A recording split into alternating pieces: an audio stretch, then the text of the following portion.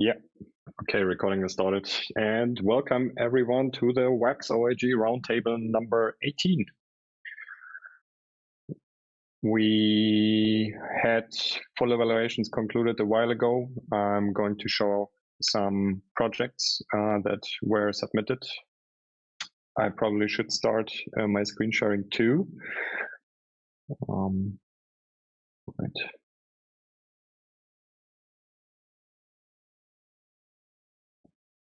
So we have a slim agenda today.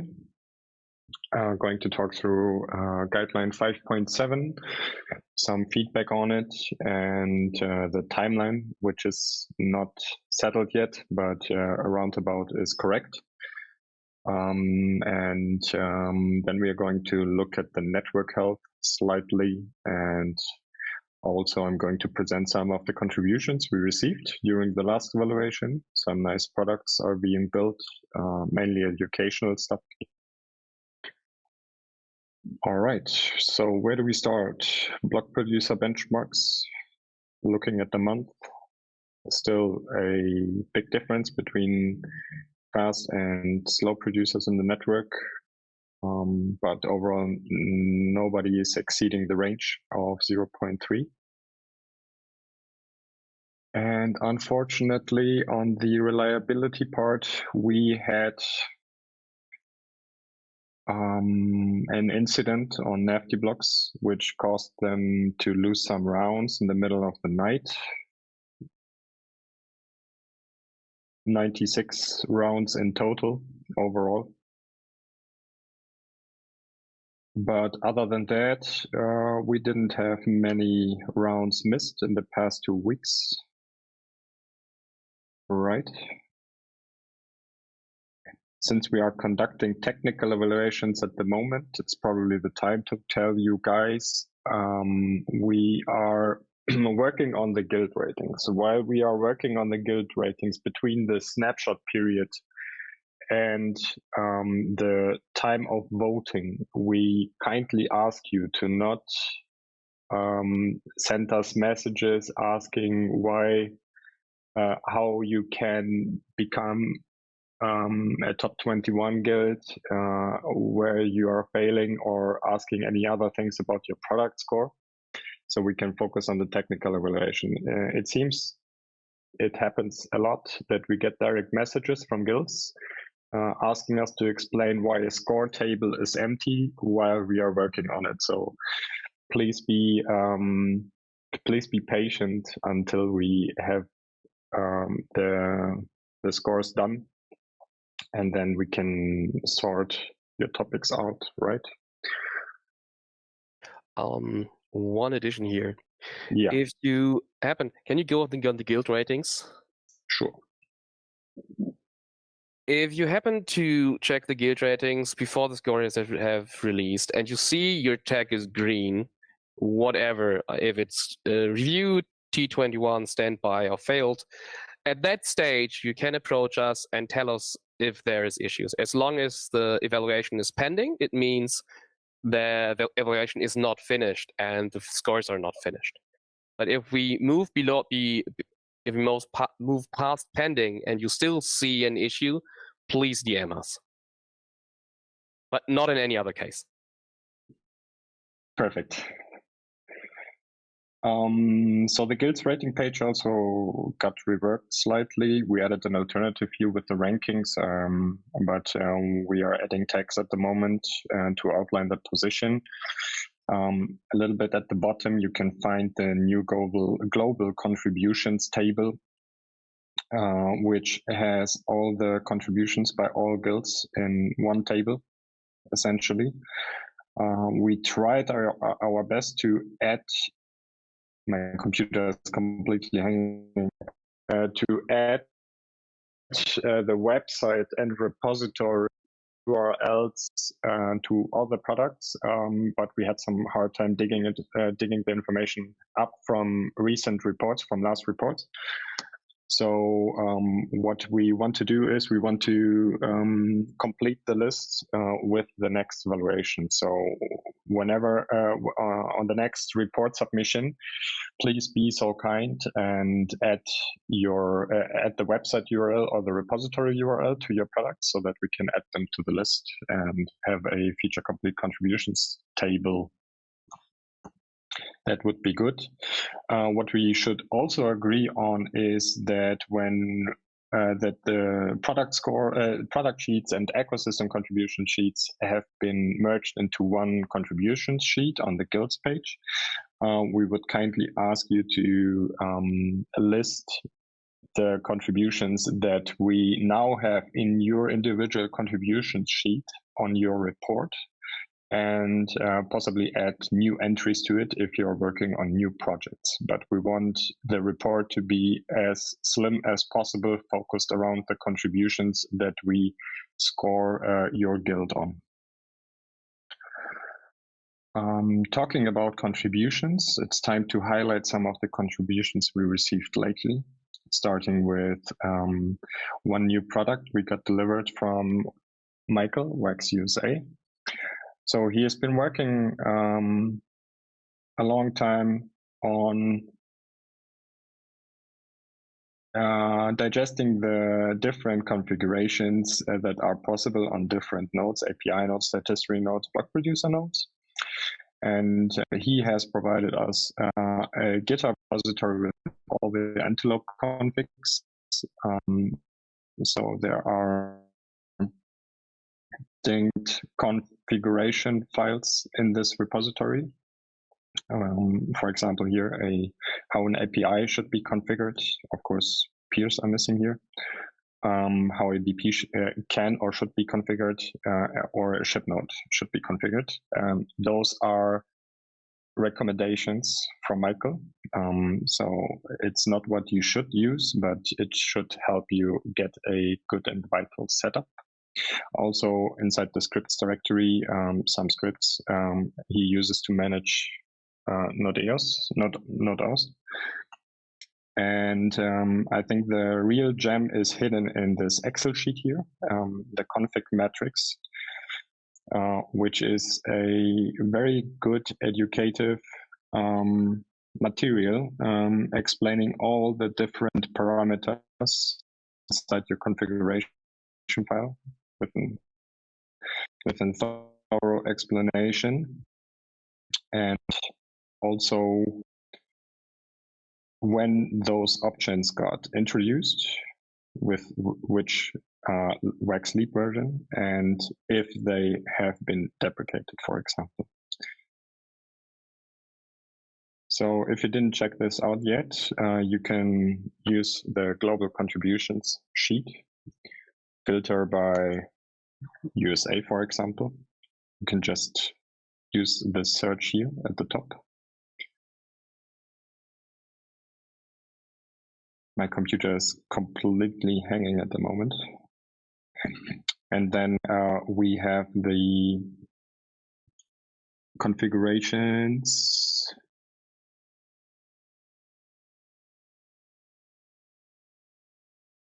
Missing in this table. I think I just messed it up prior to the second from the bottom. Yeah, here it is. Wax node config guide. And there you have the repository link. There you can find it all. So thank you, Michael, for providing this valuable information, sharing it with us. Another thing which just got submitted by EOSDUBLIN was a Antelope library for Java. It also includes a demo on how you can build with it.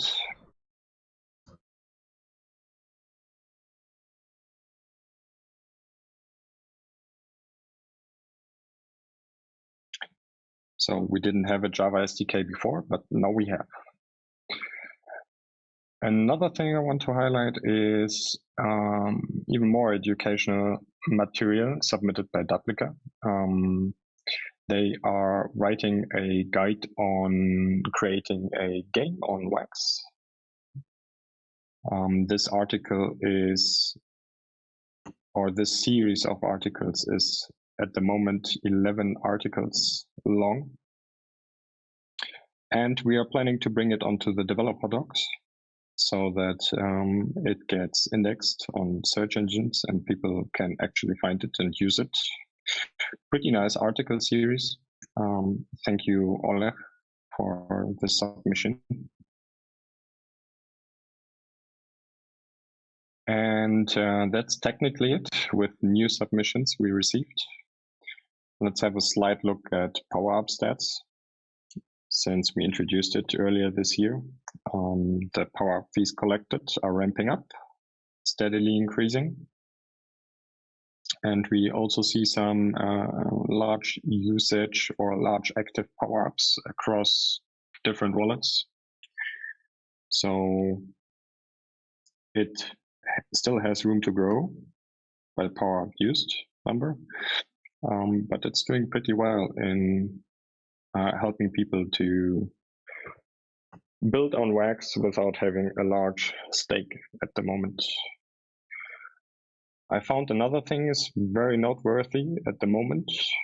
The overall TVL on Alcor, our largest DEX at the moment, is ramping up lately. So ever since we introduced USDT and some farms on USDT, the volume across several tokens has risen, and the TVL on chain is not stopping to grow. That's a nice detail. And then another thing I just found was a PR on Wax.js, where we can now integrate an external proof, like from your custom backend, to be verified when a user logs in with his wallet, which is also pretty nice.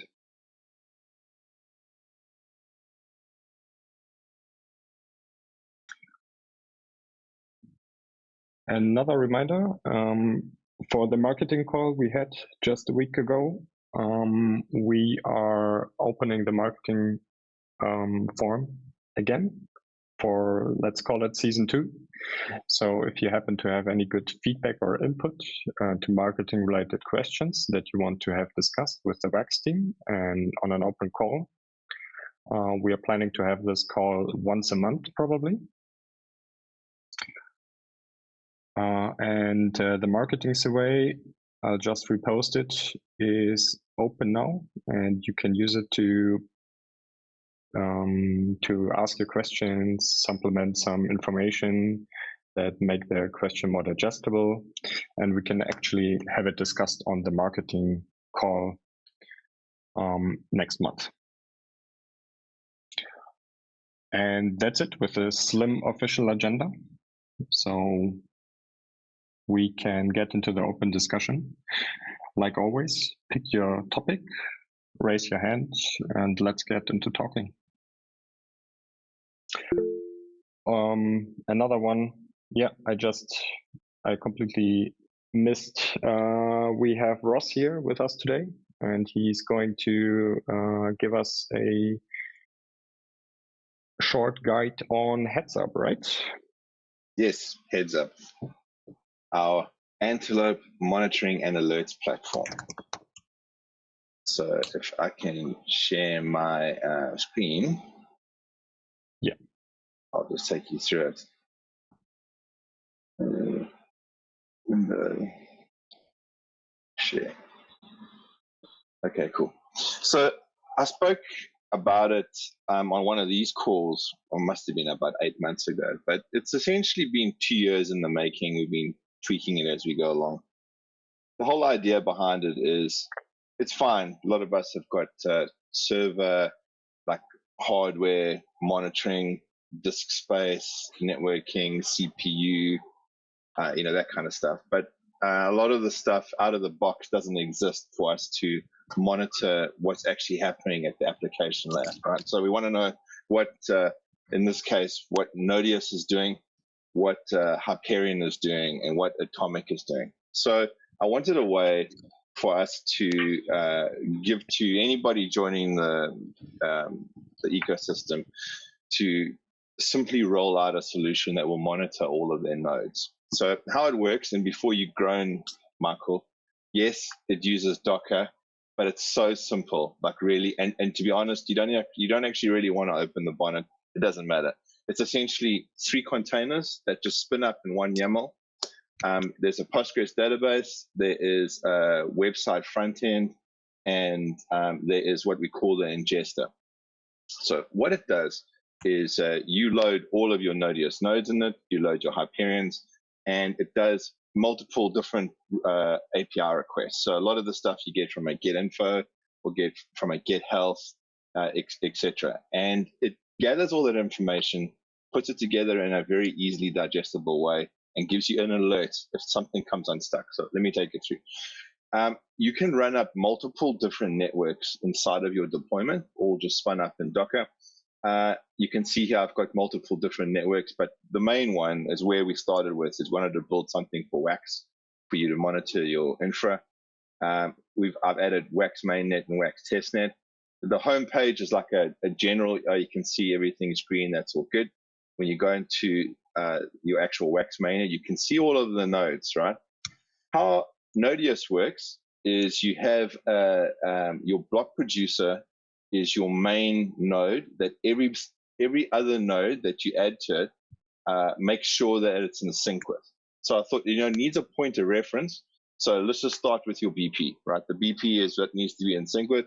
If anything goes out, you can set a threshold that it will send you an alert. So as you can see, this BP is the head one at the moment. That's the head block. You can see all of these like public nodes.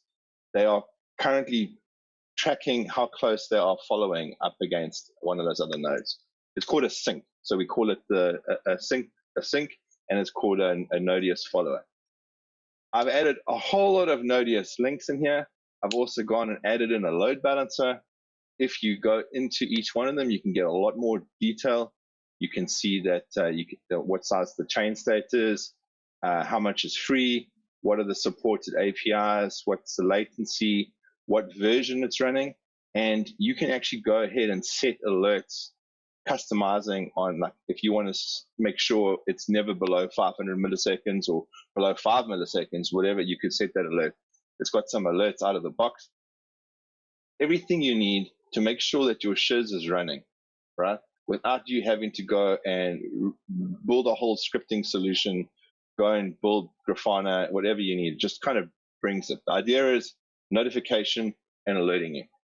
What is very nice is that there's a Hyperion section and Atomic Acid section.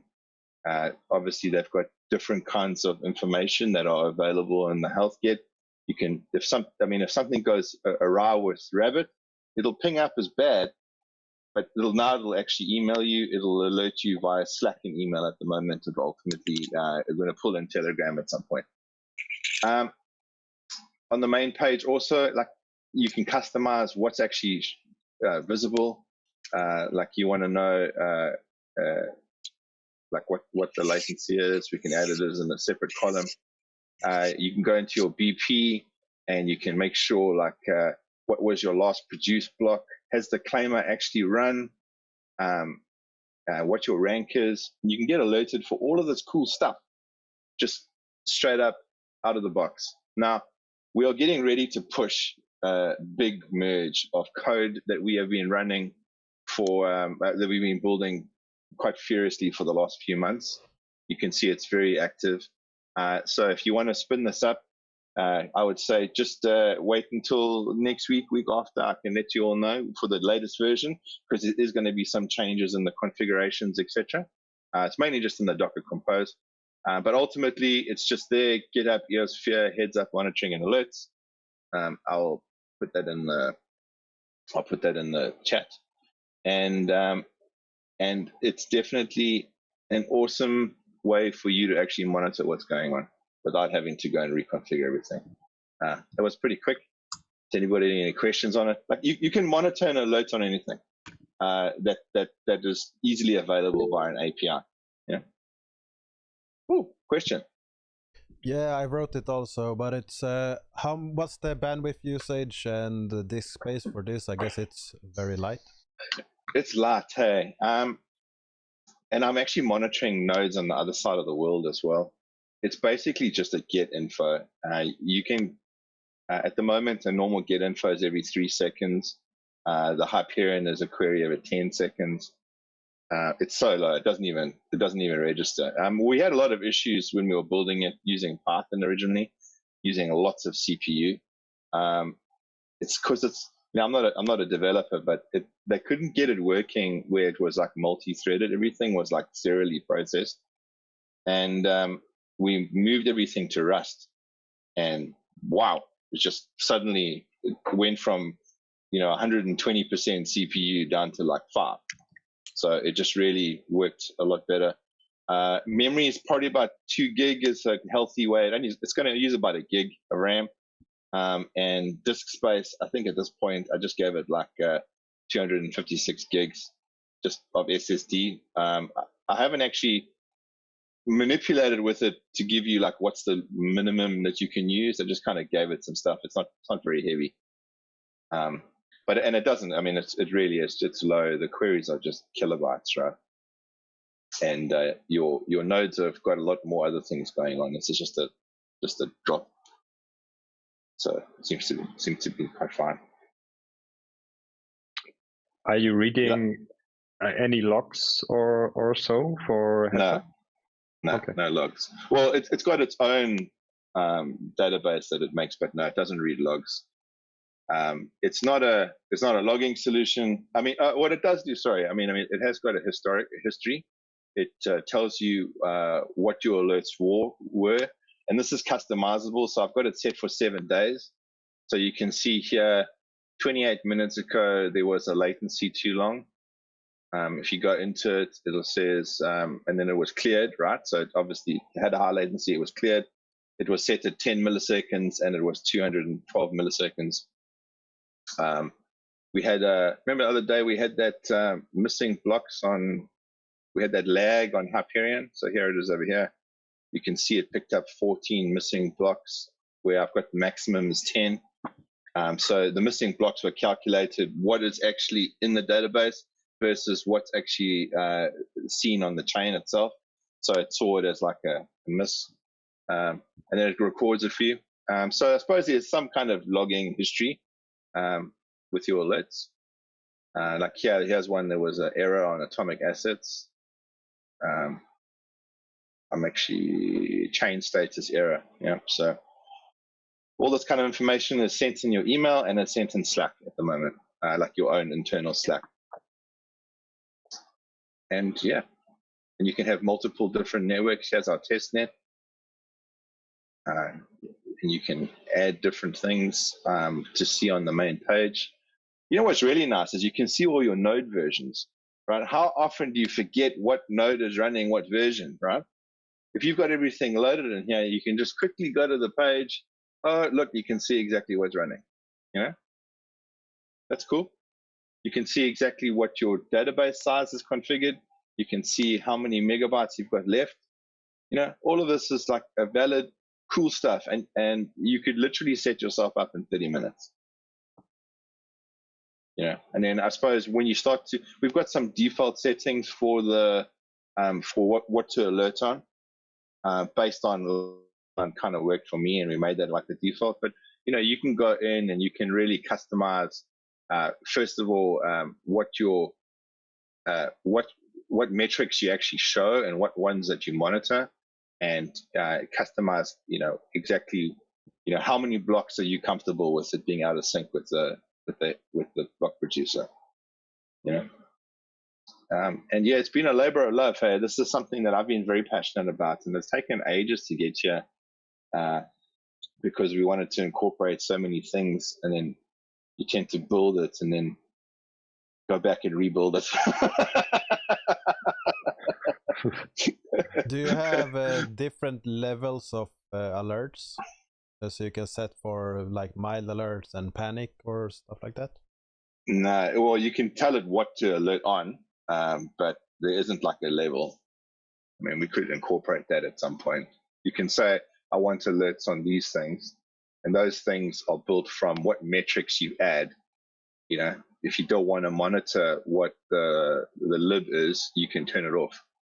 You know.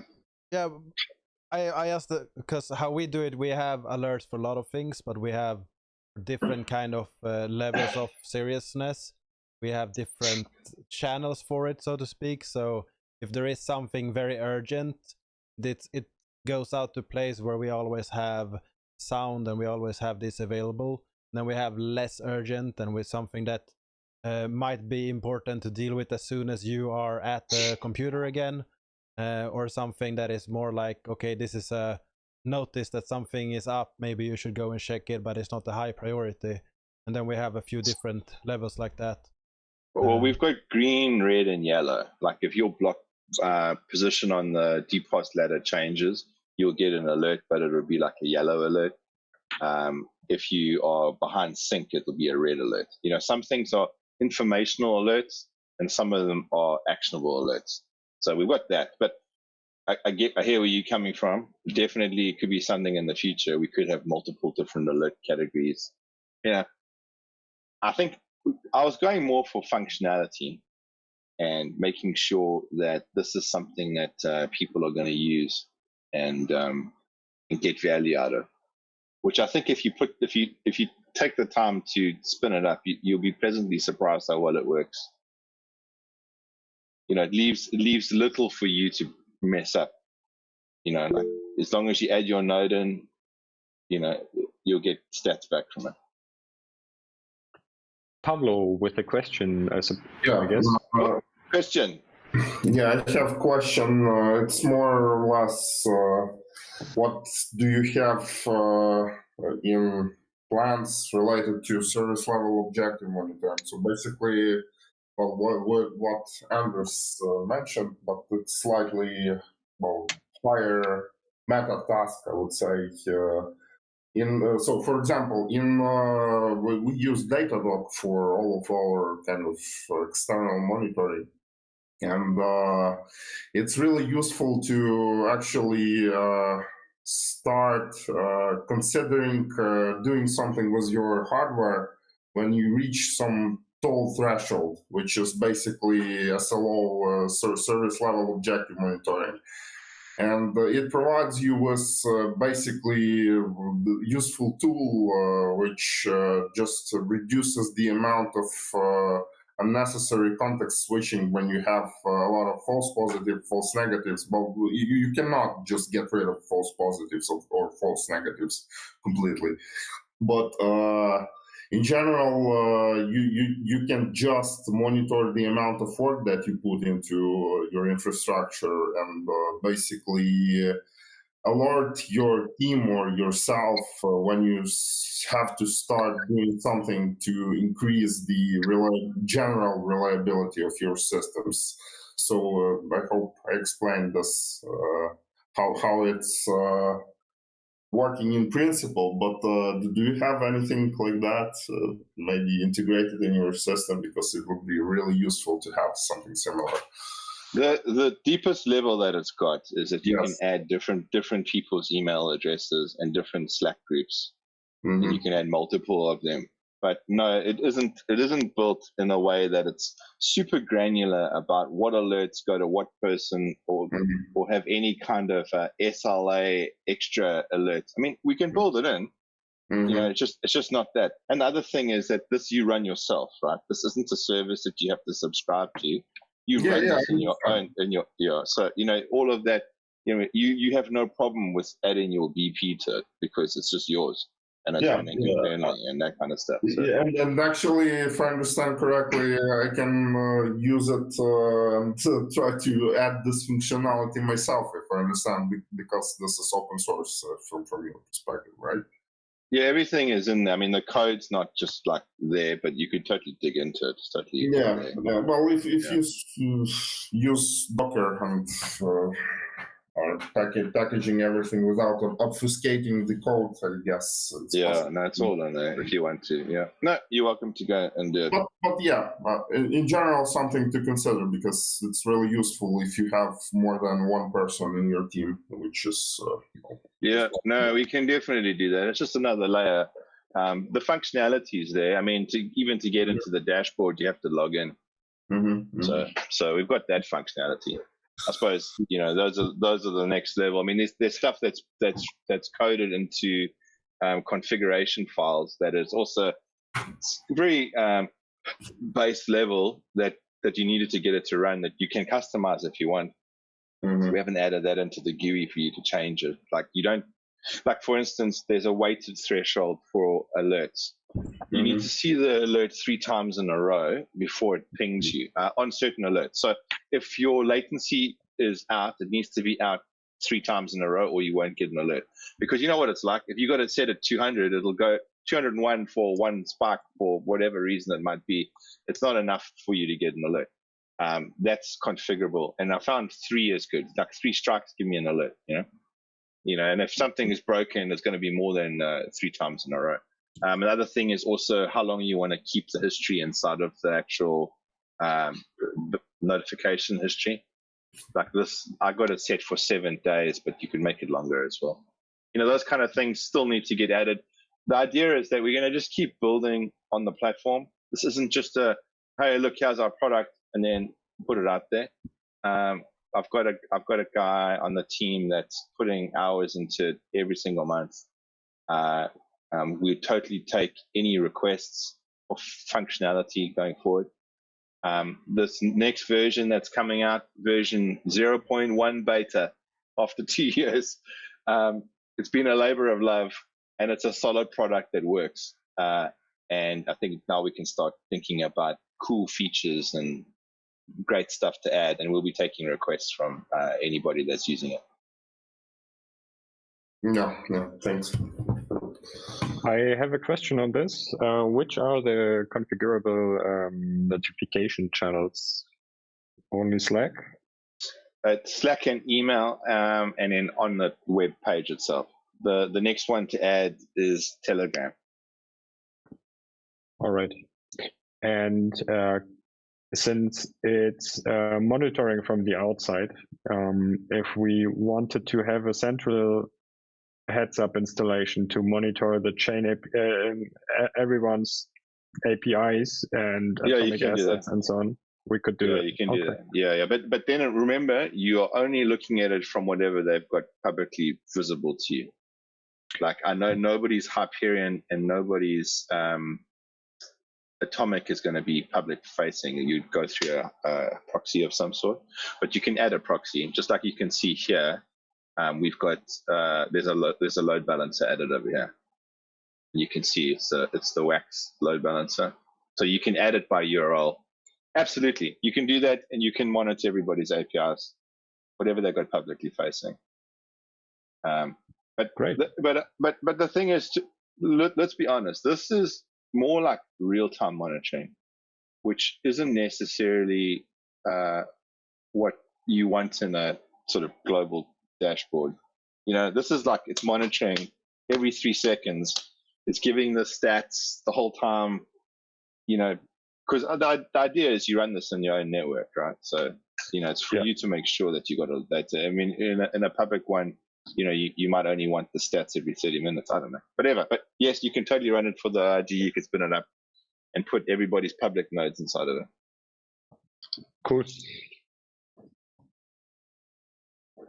Cool. Thank you very much. Yeah, cool. Thanks, guys. Whoever has questions on this and inquiries, you can reach out to Ross, and there's also a dedicated Telegram channel for Headsup, right? Telegram. Yeah. Yes, there's. I'll add it in the chat. Cool.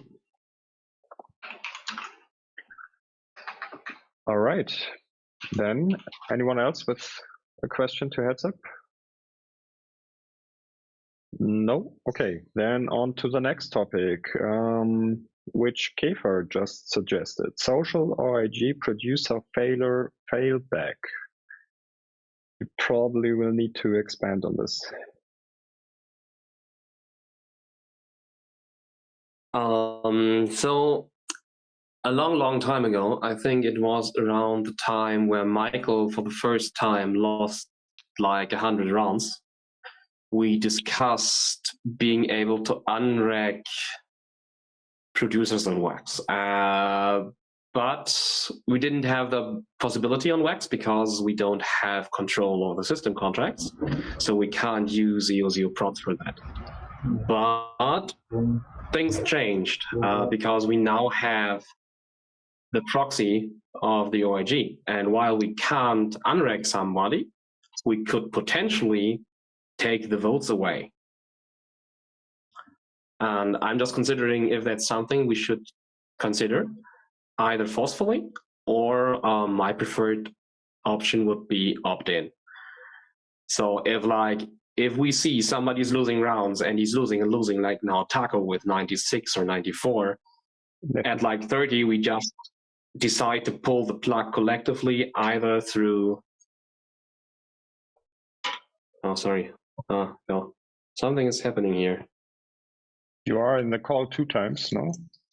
Yeah, I know. I just had to walk with my phone, so I jumped on with my phone. And my phone was doing strange things. Sorry about that. So, yeah, what I was considering was to have the option to remove somebody from the votes if either EOSU Prots agrees on it or the OIG agrees on it. No matter what way, we could even do both.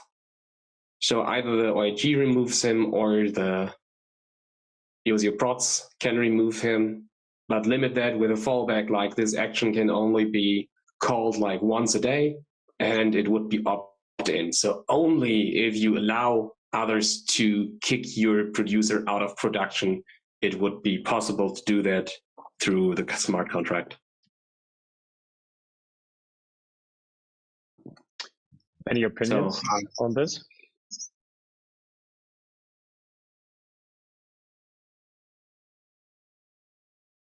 I think at face value, I don't know a problem with that. I mean, it's not like the network isn't controlled by the Wax stake, so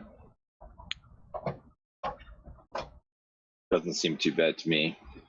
So do you still get penalized if somebody steps in and unregs you?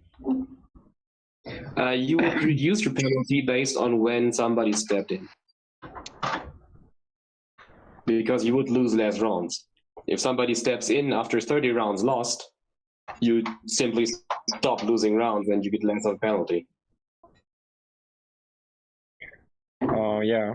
On a side note, the penalty currently is at 98% round availability, which is roughly 200 rounds missed in 2 weeks. That's not correct. Sorry.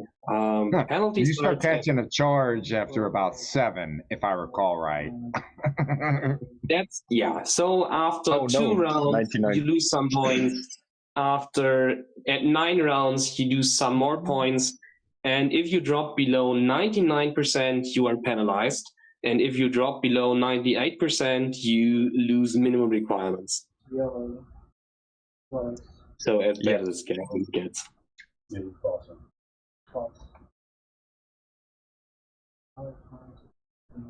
I mean, I'm all for, if it can be fixed, you shouldn't just let somebody flounder and blocks be missed if just because to prove a point. But there's been other discussions on that before, but I like the auto unrage that they've got on some other networks. You know, when it's egregious and it goes on for 100 rounds, right? And that it automatically just unrages it. I like that. I mean, to have any sort of okay, we should be able to at least stop the bleeding. Absolutely. Stop the murder. Yeah. And of course, everybody always like, oh, well, it could be abused or whatever. But I mean, I think that having hours of pauses every 2 minutes is worse than trying to figure out was it legitimate why they got booted off. But yeah, I mean, I tend to support it. I almost say the OIG, because y'all control that big chunk, right? I mean, I'm comfortable in a threshold being defined, 30 blocks. You know, hey, we at least stop the hemorrhaging. You're going to catch your first couple tiers of penalty, but to let it go 90 just to penalize them, I don't think anybody's doing it intentionally. You know? Yeah. Would you do the unvote like programmatically though, huh? Yeah, what I would do is I would deploy a smart contract on the current proxy account, and that smart contract would have a function that removes votes for the guild affected and replaces it either not, so the next standby would jump in automatically, or it would add the next highest scoring one, either or. Okay, yeah. Yeah, you might have some issues with if you bump them out, they go to 22 and then they slide right back in or whatever. But that's my concern. That's my concern. So I would probably go with just. Yeah, sorry. Sorry, Ross. Go ahead. I think it's a delay. Wax is in a unique situation where the organization has the stake. I think it's the only network that's like that, where the stake is actually being used to move the. Oh yeah, okay. Okay, it's quite unique anyway. So I think it'll be pretty clean. It's clean with the vote because it isn't I tend to say of the producer account. Yeah, I tend to say not automated because, I mean, I'd hate to see a script go awry. Like you've seen those, you know, block notification bots kind of go off in La La Land just because cosmic rays hit that node and it went a little wonky. So it's only because it didn't have ECC RAM. Possibly, it'll be fine. It's just a monitoring node, you know, not mission critical. But that being said, I don't see it as a frequency and whatever, you know. I mean, now I maybe wouldn't make it like a 3 of 3, you know, maybe at least something easily attainable. But I'd hate to see it automated after 30 rounds because I've seen scripts that. Because there's no good mechanism to monitor that, right? You're kind of having to figure it out and say, well, it should have been this, therefore it's not. And I'd hate to see 2 or 3 BPs get unregged. Yeah, that's why I called it social fallback, because it would not have a script. It would be manual unregistration, and it would have to be executed by more than one person. And at any point, the guild that got unregged has the possibility to undo that. So they can just call the contract and reg themselves again back into the votes. And I would limit it to this function can only be executed once per 24 hours. So there's no way somebody that gets a hold of the OIG could take over the chain. So that would be limitations I would put in place. And I would probably make it possible to have this executed by both the OIG, maybe out with the 2 out of 3, and EOSIO prots major. And then the whole thing is opt-in for the guild, so a guild can decide to not opt in into this social fallback system. I guess I'm not as hung up on it being opt-in, although I understand that.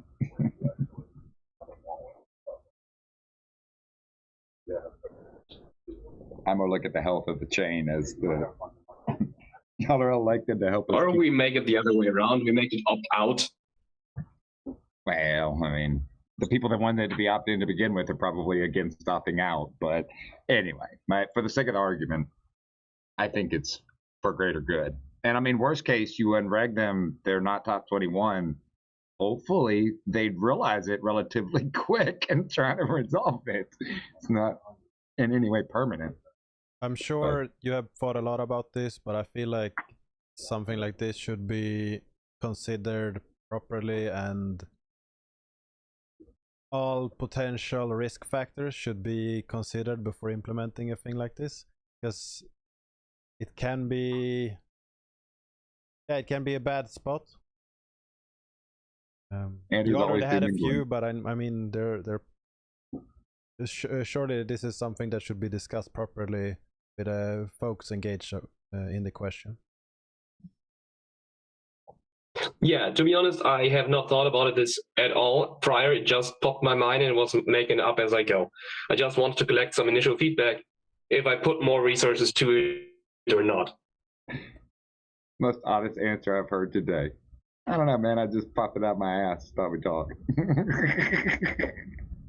Yeah, I think, if, in my humble opinion, so basically one important thing is worth to consider, as Anders mentioned, basically potential surface of attack, which basically overthrows the governance of all block producers and produces, for example, someone creates a set of own block producers, does some attack which creates missing blocks for everyone basically, and creates the room for itself, and basically the governance will be in one hand. Well, it's hard to understand how to prevent this properly, but it's possible. Yeah, it's not that hard to prevent, because that's why I would have the limit of this can only be executed once per 24 hours. What if So- the contract is updated? Yeah, if the contract is updated, that would mean they have access to the account, and then we're screwed anyway. Yeah, exactly. So then it's a potential single point failure for control of the chain, which is. But don't they have that anyway? They vote in the top 21. I mean, if they Yes have and control of no. that account, they just So far, it's revote their been a own. lot of. Well, I haven't looked in a while, but there's been a lot of accounts voting, not just one proxy. But I know it had been moving votes for it. We are technically at a point where the stake the Wax team has is not enough to ensure the current order the OIG proposes. So technically, if somebody wanted, they could get enough stake and vote out everyone they want. And there's actually cross that line, yeah. And there's actually one single entity that has the possibility right now.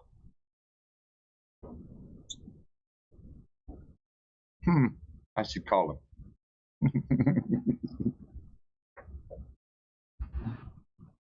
Interesting. I mean, is there any discussion with the Wax team about mechanically that changing? It worked for so long, but yeah, mathematically, our time has run out. Yeah, I actually brought that up when we first reached the threshold where one single entity could potentially do this. We still have some votes in our back pocket, so we could still. Do you mean up it? Yes, correct. Yeah. I mean up it. But there have always also been discussions in the past to overhauling the current governance system and changing how the OIG score impact the voting. But this has not moved forward yet. Because right now we just propose and then the community votes, and the community just happens to be 90% Wax team.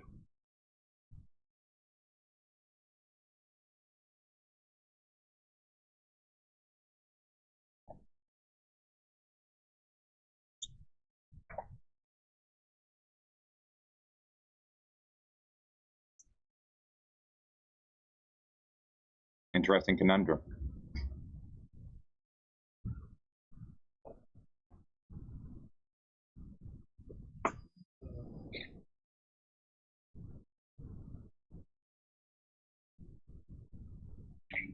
So include null suggests removing any sort of voting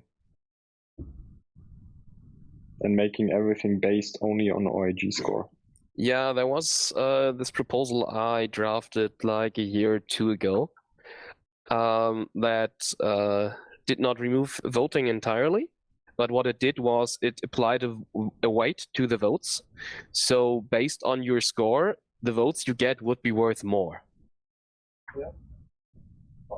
So producer order would still be reliant on your votes, but if you have like a score of 300 your points, your votes would be worth 3 times as much as a score of 100. Just making the numbers up. So.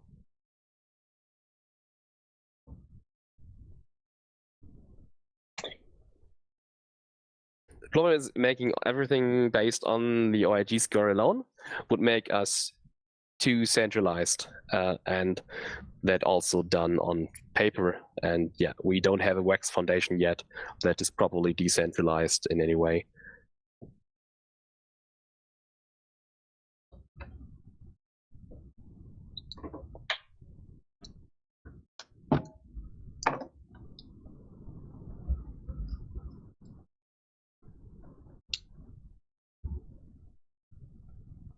Taking notes here so that we can pick up that discussion again on the next roundtable, possibly.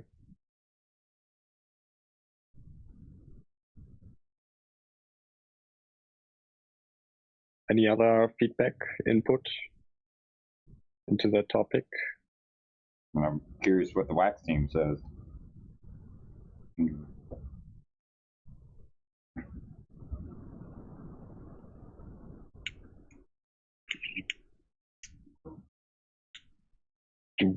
I mean, we are talking tomorrow, so definitely going to place that feedback. And obviously they're not going to have an answer on that call tomorrow, getting blindsided. But yeah, I'm just curious. It's becoming more and more of an issue, I would assume. More and more of a possibility, if that makes sense. So I'm curious if they have any plans. Then let's follow the process here to get this topic discussed. So the marketing survey forum was just reshared on the governance channel. If someone would be so kind to formulate this into a question and give some additional input. Is that a marketing question, or is it just kind of a form to relay questions to the WAX team? Kind of like this. Yeah, this Correct. is not. I'm like, I had nothing to do with marketing. Do we need the second form? Because we're going to have Lucas here with us in 2 weeks for the Q1, Q2 update. I think that's the appropriate place to discuss this then, right? But we need to make sure that we have it prepared in some fashion so that he can digest it prior to the call and we can talk through it. Because I think we, as you just mentioned, we can't just blindside him with such feedback, but we can prepare it and get some answers. But yeah, that's why I say I'm curious if they put some thought into it, what they may come back with. Right. I think it all boils down to have this question submitted beforehand and then be able to talk about it. So that was the bigger question: is that marketing form a question for just the WAX team, or is it, because this isn't a marketing question? Yeah, the marketing survey form was initially meant to be directed at the operations department, marketing department at WAX. We had one technical question in it last time around. I wouldn't mind if you just use this form to submit this question, and I can make sure that it lands on Luca's desk and not anyone else's desk. I think that would be just the quickest to get into talking.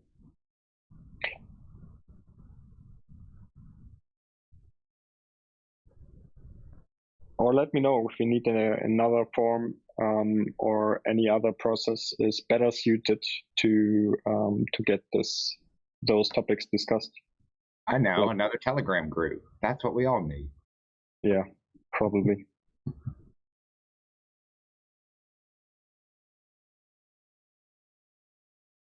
Let's speculate on today's WAX announcement. Something is happening.